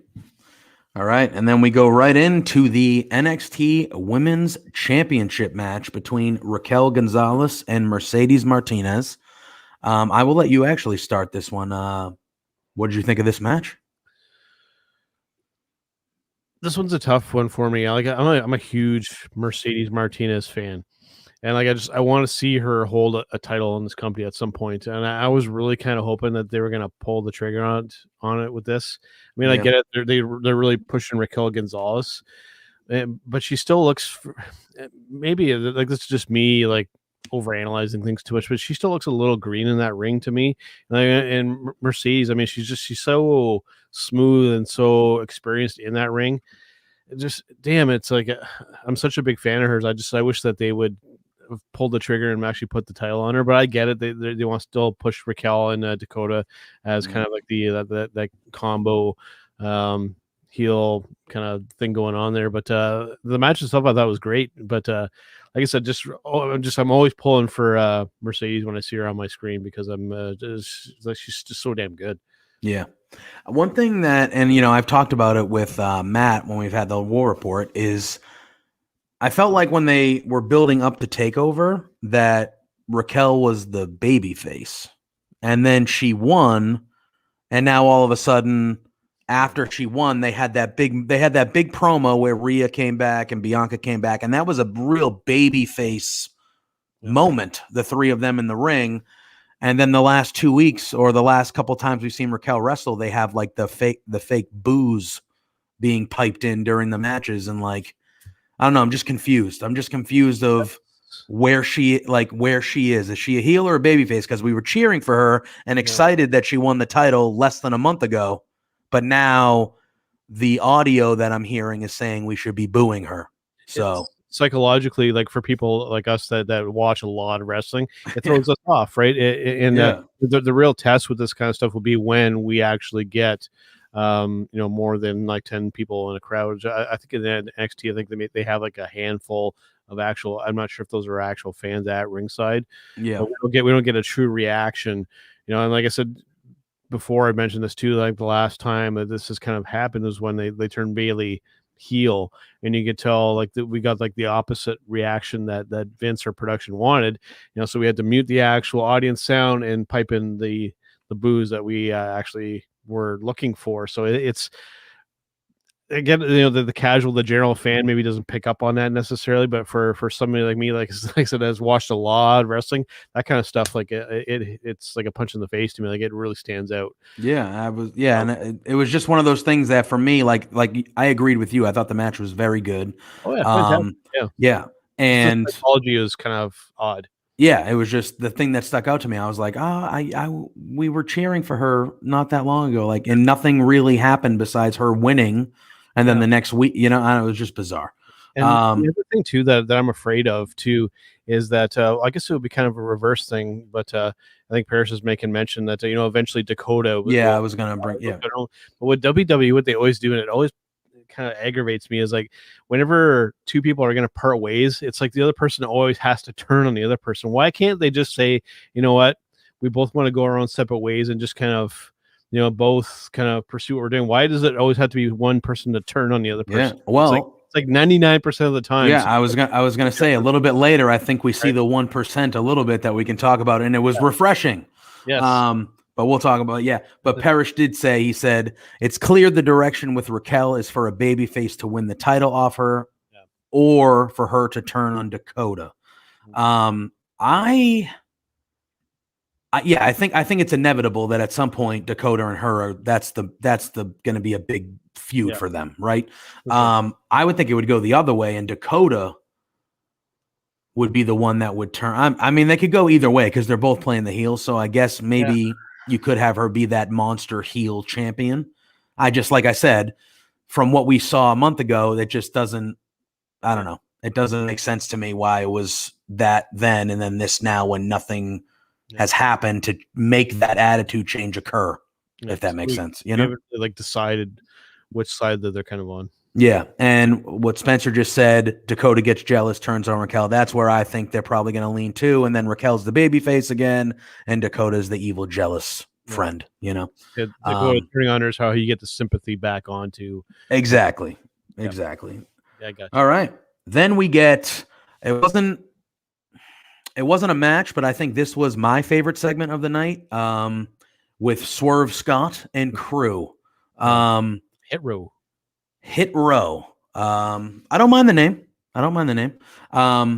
My thing is, I've loved what they've been doing with Swerve for a little while now. I think a lot of people have.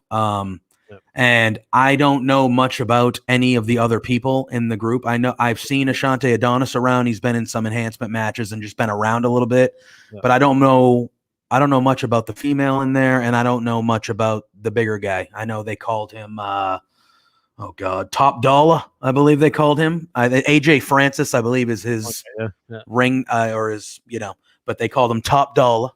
And then the woman was B-Fab because she always be fabulous. That's what that was.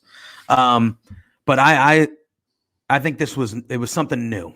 It was a new group, a new style, new delivery. I love Swerve sitting in the chair in the ring.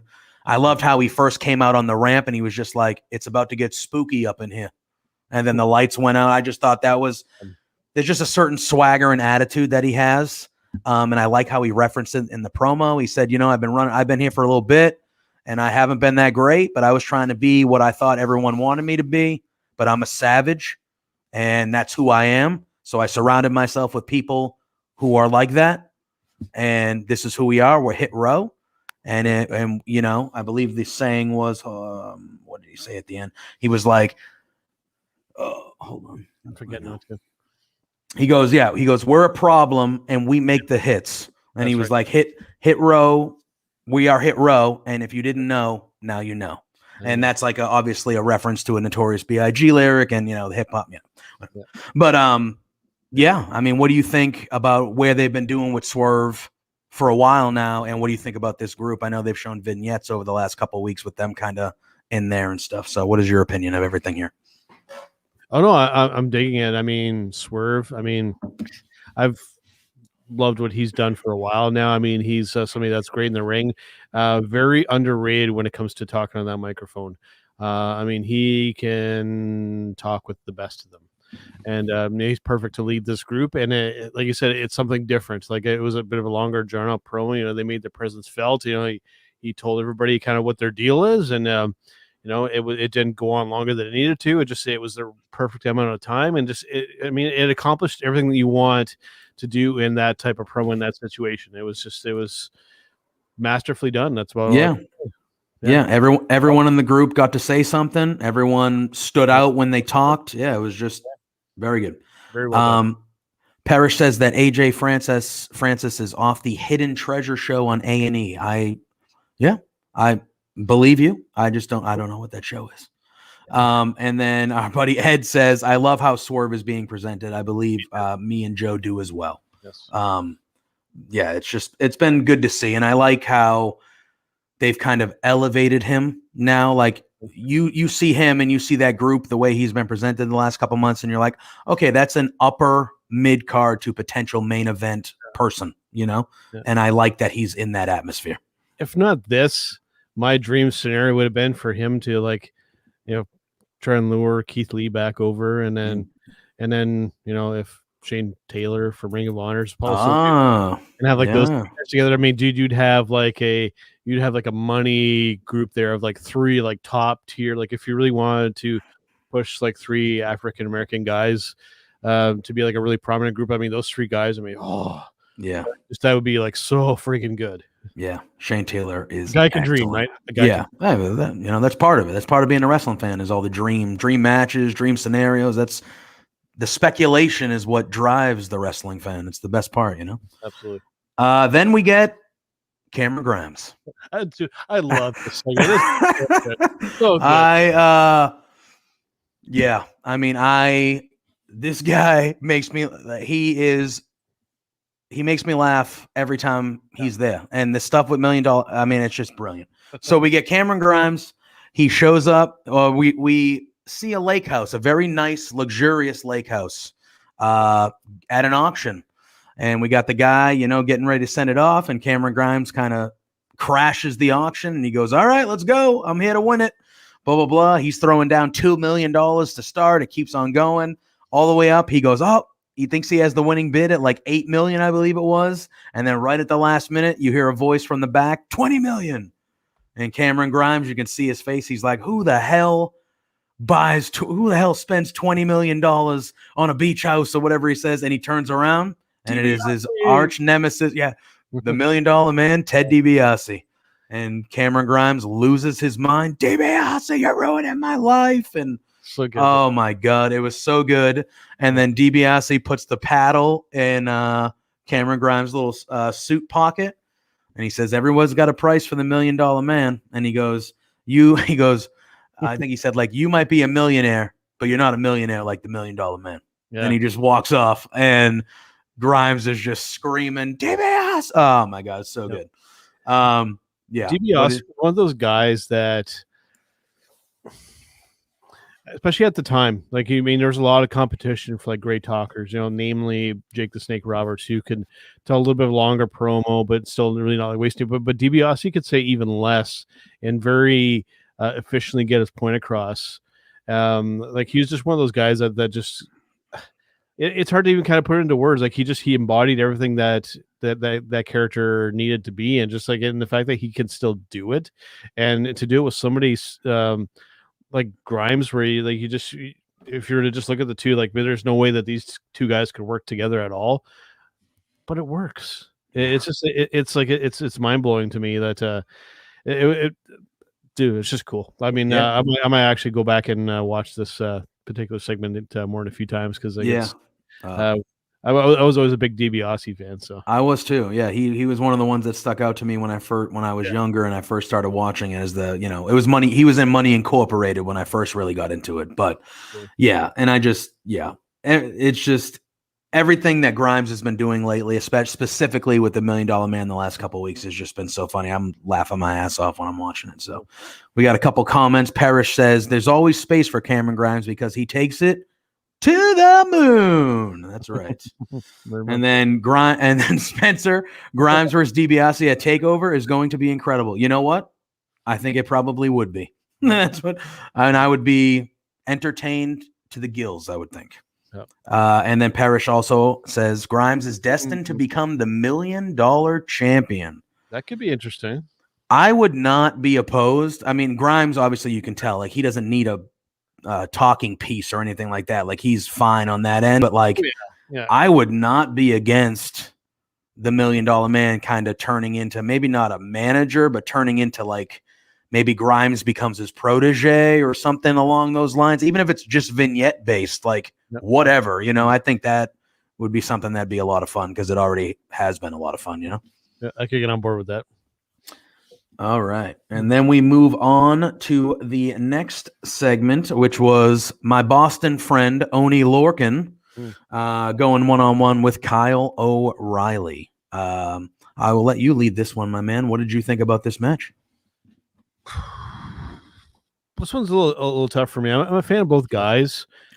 Maybe it was just because of the timing of it and just knowing what the main event was going to be. I didn't find myself that invested in this match. It was just kind of those ones where it was just kind of filling the time for me. I know that might sound a little unfair because I think you're probably a bigger fan of this match than I was. Like I said, I love both guys. I think maybe just placement on the card was a little rough. Yeah. It's like I'm like getting close to nodding away at this point, or nodding off at this point. So yeah, and it's a shame because like I'm a big fan of Kyle O'Reilly. So yeah, I probably did like the match a little bit more than you. Yeah. I'm a big fan of Oney Lorcan. I've been watching him for a long time with him being from around where I live. Like I've seen him for a while. Yeah. And I also like Kyle O'Reilly. I'm not really sure where his character is going since the breakup of the Undisputed Era, but like he's an ace in the ring. He can cut a good promo. I almost feel like the things that made us like Kyle O'Reilly, like the kind of quirkiness in that, I think like since he's become a solo guy, they've kind of like tried to make that like too much of a thing, if that makes sense. Like it's like too over the top almost to the point where it's like we liked you because we just thought you were like the cool guy, but now you're trying to play the cool guy. And it's like, no, like, can we go back to you just being the ass kicker and like, you're just kind of cool, There's been hints at it where it's like people are saying, no, this is an Orange Cassidy ripoff, right? Except, Kyle O'Reilly's a much better wrestler than Orange Cassidy. I mean, nothing to take Orange Cassidy's, if you actually watch him actually wrestle, he's actually very good. But I think it's a bit of an unfair comparison, but I can see where people are drawing that similarity there. But yeah, like it feels like they're maybe just like they're unsure of like the direction to go with the character with this guy. Yeah. And we did see throughout this match that Pete Dunne, who was outside with Lorcan, because they're still playing off that even though they're the only two really left there now, that they're still friends. Him and O'Reilly had a few stare downs as well, a little bit of, brushing up against each other. And then when Orkin really took his only control of the match was when Dunne kind of got involved on the outside a little bit and distracted O'Reilly. But O'Reilly ends up getting the victory. And then after the match, Dunne immediately gets in the ring. And Lorcan and Dunne start beating down Kyle O'Reilly. And then we got the returning Bobby Fish, who was very nice to see. And you literally were just making reference to whenever people end up, whether they end up fighting or not, whenever people break up, it's always somebody or go separate ways. It's always somebody turning on someone and all this. That didn't happen here. This was one of that 1% where Kyle O'Reilly, and I liked it, and we saw this a couple times. They've been doing this a little bit in the pandemic eras when they were talking to each other without mics, just in the ring with the open ring mic. And O'Reilly said, "Hey man, thank you for helping me, but I'm kind of doing my own thing."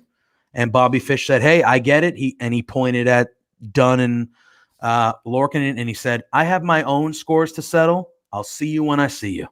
And they kind of nodded at each other, and that was it. And I was like, yeah. That was cool. That was refreshing. I liked it. All right, Joe, put up Parrish's comment. I'm going to try and say this on the first try. I'm probably going to mess it up. How much fish can Bobby Fish fry if Bobby Fish could fry fish? There you go. You nailed it. Boom. You nailed it. Yep. That was one of my favorite things. The broser weights were, oh man, fantastic. But yeah, I I'm glad Bobby Fish is back. I know he's had the injury bug a lot. I'm glad he's back. I am intrigued to see what they do with him as a singles superstar, especially in NXT. It's a crowded landscape. It can be at times. Yeah, so I mean, I'm definitely glad he's back, but I'm very intrigued to see where he goes. What's your opinion on Bobby Fish coming back? I love Bobby Fish. My concern is he's a tag team guy. Yeah. His ceiling as a singles guy, unfortunately, it's very, very low. Especially if you were to venture over to SmackDown and Raw, his ceiling would be extremely low. He is one of these guys, given his experience, you keep him in NXT and you have him work with all these upcoming guys. I mean, you got great matchups with Swerve and all these guys. Keep Bobby in NXT and use him more effectively there. He would be so wasted over on Raw and SmackDown. Just keep Bobby and Kyle O'Reilly there, and things will be just fine and dandy. Yep. Yeah, I thought obviously at first I was like, oh, all right, maybe Fish will just be like still friends with O'Reilly and they'll just maybe not a tag team, but they'll be, just friends. They can tag, but they're single guys. I don't know, but it just seemed like they're completely all four of them are just going to go do their own things, and that's how the Undisputed Era is going to go. Yeah, I agree with you when it comes to Bobby Fish. Like, he's known as a tag team guy. It feels like he does his best work as a tag team guy. Like, that's what he's known for. Yeah. Now, Roddy, on the other hand, his ceiling is much higher. I would agree. You just have to, for those who, if you haven't, go and check it out. I mean, his body work over in Ring of Honor is absolutely fucking amazing. He's had matchups with some of the best guys from New Japan, from Ring of Honor. I mean, he's one of these guys that I wouldn't say has gone kind of like unnoticed in Undisputed Era, but I think he's been that guy that has been kind of like, the sort of kind of like the odd man out. But like Roddy is like so friggin' good, and like I don't think people realize just how good Roderick Strong is. Like I said, go and look at the Ring of Honor archives, and you'll be like, oh, wow, really? Damn. Right? Yeah, so, I would agree. And we haven't seen Roddy. The first NXT on Tuesday, he kind of resigned to Regal in the back, and we haven't seen him since. So we don't know. I'm assuming, it's part of a storyline and he will pop back up at some point. But when he pops back up, that's another guy that big fan should be towards. Oh yeah, he should be towards the upper card with the way he can go and just when it comes to Roderick, everyone always says that, he's not a great talker, but he's not a bad talker. And when you're that good in the ring, you don't need to everyone doesn't have to be a great talker. Like, you can just get to the point and say what you need to say. And then if you just have banger after banger in the ring, that does the work for you, sometimes. So yeah. But we'll see when he eventually comes back and stuff like that. Parrish did say Bobby Fish should bring his old talk show segment to NXT. I don't know if this was a Ring of Honor. I was not a huge Ring of Honor guy. So I don't know if that's what that's from, but I don't hate talk shows. If it's a good segment, it's a good segment. So, and if that gives Bobby Fish something to do, cool with me. I like Bobby Fish a lot. So, yeah. All right. Now we are to the main event of the evening, and it was a dandy. It was 2 out of 3 falls for the NXT Cruiserweight Championship between Santos Escobar and Kushida. I thought this match was great.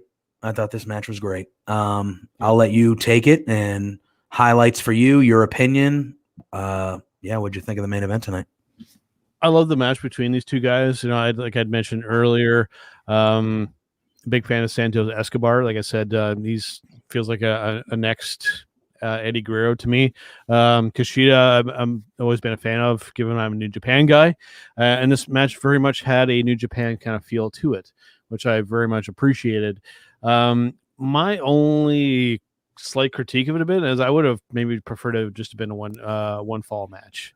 I think that it's always tricky doing the 2 out of 3 falls, especially when that the timing when the show is going to kind of end. It can be a little predictable.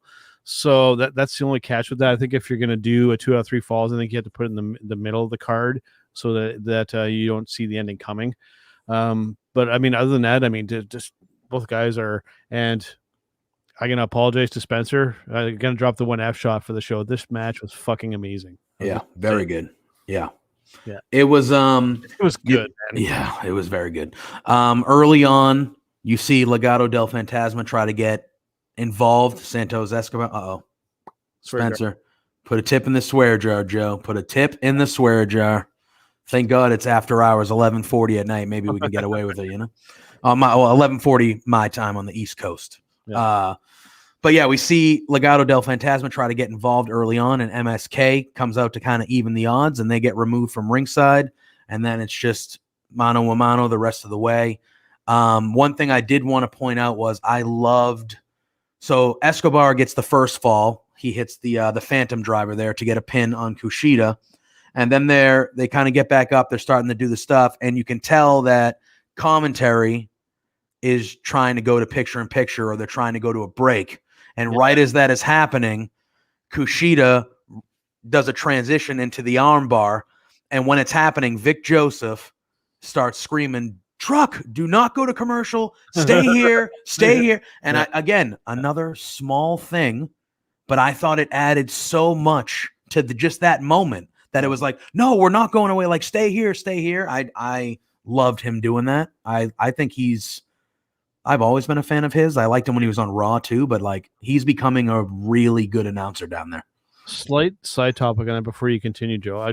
You hit on something that I want to touch on that I'd like to see when it comes to the main event, and I don't mean just in NXT or WWE, I'm like across the board in other wrestling companies.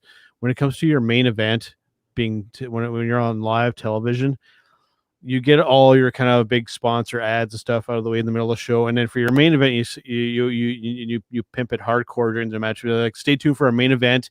It is going to be commercial free. It is going to be from start to finish, no commercials for your main event. I think that would build up a lot of anticipation and interest, and be like, okay, so I know I'm going to be stoked to watch this match with no interruptions. That's something I like to see. Make sort of a comeback. I think it was a thing for a little while, but it's something I'd like to see for that main event, last match for the evening, commercial free. Yeah. I mean, I think, it's always tough, especially when it is a match like this. You got a match going on like this where you're like, I don't want to not watch this for the 2 minutes of these commercials. Like this is, they just tied it 1-1. I know you set up that spot where those two falls were real close, so you could go to commercial. I get it. But at the same time, like, could you just run an extra commercial in the first hour? Right. Like, you couldn't just run an extra commercial break in the first hour so we can get that. Right. Or maybe you do the entrances, you run to commercial then, and then you have the match, whatever, something, Because it's like even in some WrestleManias recently, like they'd be in the middle of an entrance early on the show, and you're cutting away to a Snickers commercial in the middle of somebody's entrance at WrestleMania. Yeah, on your own network. Right? And you're like, why are we doing this? Just let me watch the event. Right? But yeah, I mean, I'd love to see the commercial-free main event. Yeah. Parrish does say, he goes, if there is a standout to get drafted to Raw or SmackDown, it's Santos Escobar. I want to see him versus Rey Mysterio just once. I would rather NXT.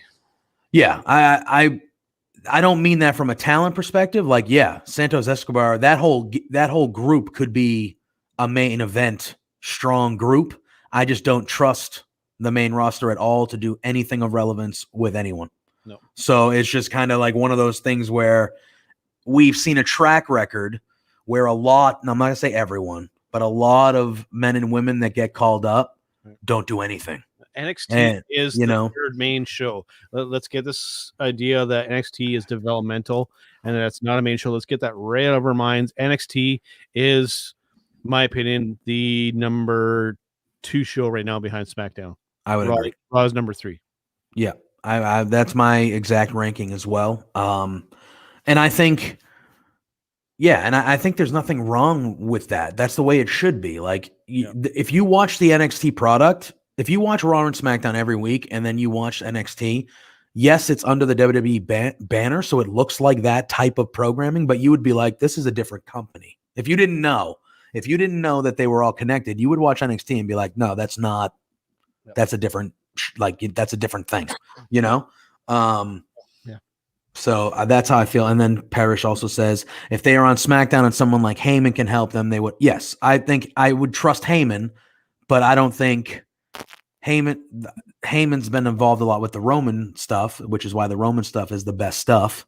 But they never seem, even when they give him full pull like they did on Raw, it's a few months and then Vince gets sick of something and it's over.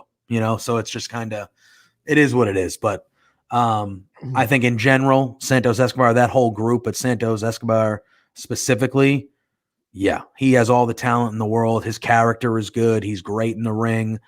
I agree with you. He does remind me of a younger Eddie, just of that ilk, of that, like, this guy's a star, type of thing. I felt the same way that I did with Andrade and with, it's that same, like, this guy's a can't miss star. Yeah. Like, let's hope the company does the right thing, not what they did with Andrade, but like, let's hope the company does the right thing with can't miss guy. The main difference is that, unlike Andrade, Escobar can talk. Yeah. Yeah. And I think he can talk, like, he's good at it. Yeah. And I think that automatically, especially when English might not be your first language, I think if you can cut a promo still, especially to the quality that Escobar can, that kind of already puts you up in a different atmosphere. You know what I mean? 100%. Yeah. All right. And that was the end of NXT this evening. Yeah. So we will be back here tomorrow night. It will not be Joe, I don't think. I'll have another guest with me, but we will be doing the War Report live tomorrow, live reaction for AEW Dynamite. Before we get out of here, Joe, thank you for joining me tonight. And what are you up to the rest of the week? Where can the people find you? What do you got coming out? If you already haven't released something, I know you do a ton of stuff. So, what do you got going? So this past Monday, Turnbuckle Talk, the usual show with Carl Careful and myself. You can see part of the logo in the background there. And that's actually found over on the Hitting Marks Wrestling Podcast Network as well. Turnbuckle Rewind this week, we went back to 2002 when TNA was just starting. And it was that first match for what they at the time called the X Championship, which became the X Division Championship. Mm-hmm. AJ Styles versus Low Key versus Jerry Lynn versus Psychosis. A great match. You guys can check that out tomorrow, actually. Tomorrow, because it's still today so far, so it hasn't changed yet to tomorrow yet. And then the following week, we've got, I won't give it away what it is just yet, but I will just say that it's probably one of the best, not only one of the best WrestleMania matches of all time, but one of those matches that is largely accepted to be one of the greatest wrestling matches of all time. In 2 weeks' time, we will be doing that on Turnbuckle Rewind. Oh, is that still a secret?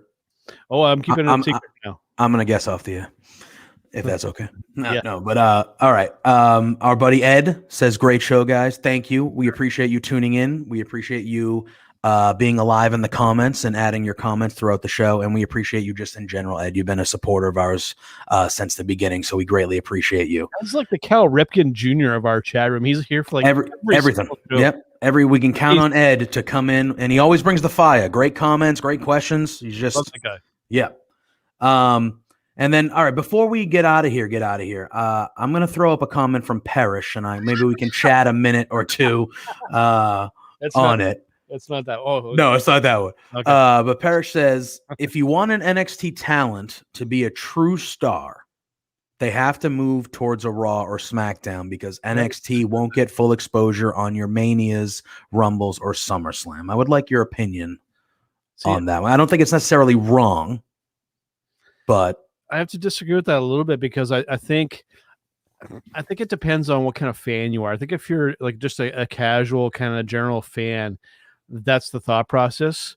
But like the real kind of lifelong fan knows just how good of a brand NXT actually is. And they don't, like the real hardcore NXT fan doesn't see it as developmental anymore. They see it as a lot of their favorite brand when it comes to WWE, and the reason why a lot of people subscribe to the network. Now, I know that's changed a lot recently, but yeah, I mean, it's like it's one of those things where it's going to start getting more showcased on WrestleMania and SummerSlam and all that kind of stuff, and it already has to a certain extent. But again, I hate this thing of where it's perceived still as developmental because it is just so much more than that. Yeah. So. All right. Well, not fully disagree with Parrish because. I think it's a valid opinion. Yeah, and I think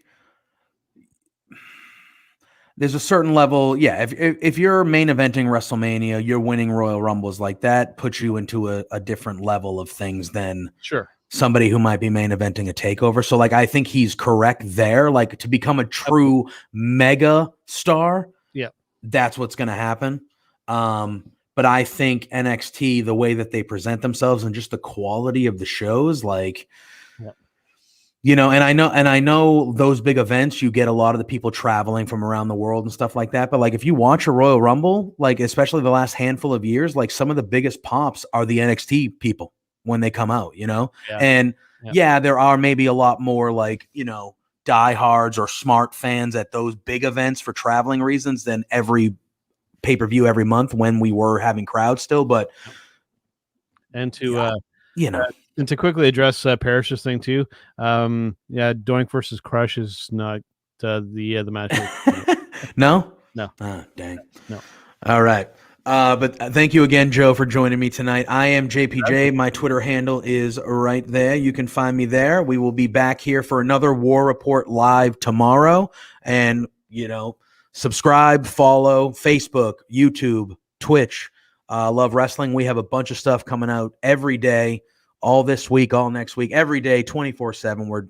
I feel like something's coming out that we're doing. We got a lot of great people that are doing a lot of great work. So thank you all for the support. Thank you for tuning in tonight to PowerrrOut, and then followed by Joe and myself doing a little NXT recap. One last time, he is Mighty Joe. I am JPJ, and we will be seeing you soon.